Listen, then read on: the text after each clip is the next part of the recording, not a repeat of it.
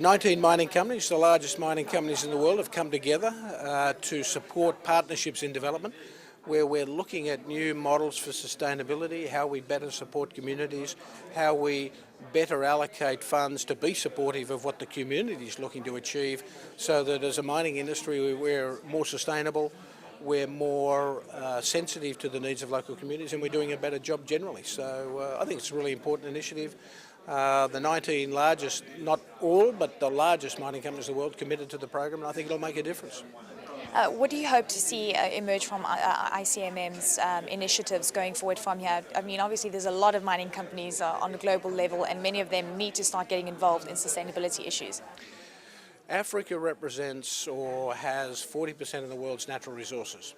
We've all struggled to access and develop those resources in a way that benefits local communities, regional communities, and the national communities. And we're looking in this initiative to work with governments and all forms of communities to come up with a better model that works in Africa and works in other places in the world. We've got some great examples in Ghana, Chile, examples that have worked, and we hope to learn from those examples to do a better job in developing the potential of Africa, which is very consistent with the Indaba theme, so it's great to be involved.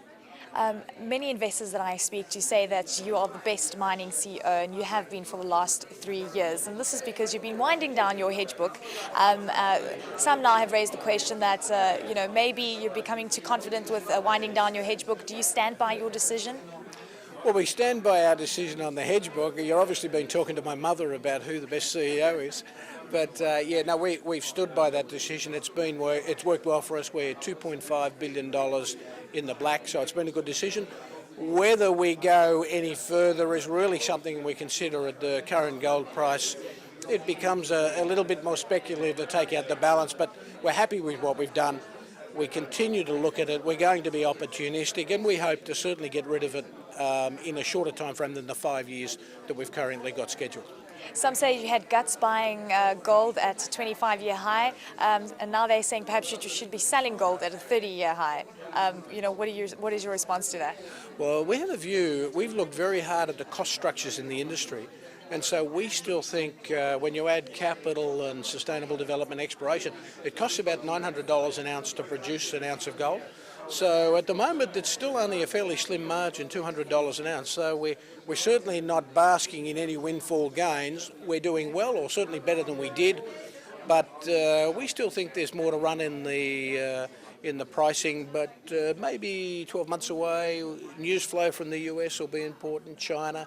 So still a lot of things to happen, and the rand is very strong, so unfortunately we're not participating in that high gold price in South Africa, so it's still pretty tough for South African producers, I've got to say. What percentage of your cost structure is attributed to electricity? At the moment in South Africa, about 15%. And if we see the 35% proposal that's being put forward within 3 years, it could be as high as 25%. So it's a material issue for us in South Africa in particular. Also, the notion of the nationalisation of mines. Of course, we had Susan Shabangu saying this morning that it won't happen, not while she's alive at least. Your views on that, and clearly it's quite a robust debate that's going on in South Africa. Well, the first comment I'd have to make is long live the minister.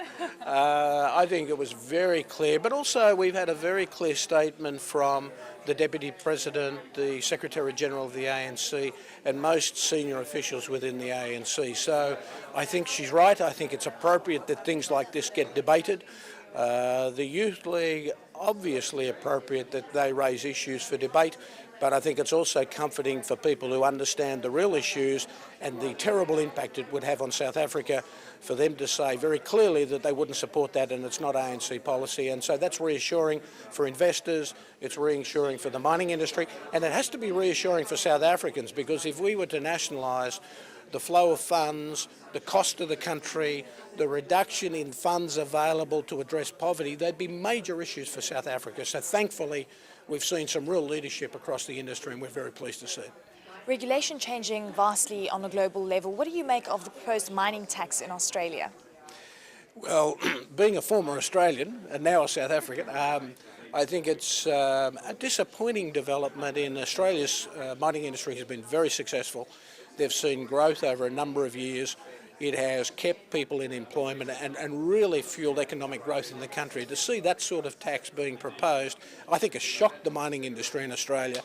And certainly if you want a lesson in how to destroy an industry or destroy sentiment in an industry, then go and look at what the Australians are doing in this tax debate. So thankfully we've had a much more supportive South African government. We've got a supportive minister.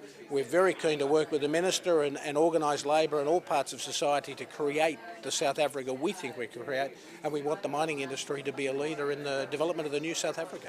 And finally, Mark, your views on the gold price. Where do you think it's going from these levels? We hit $1,226 an ounce, an all-time high.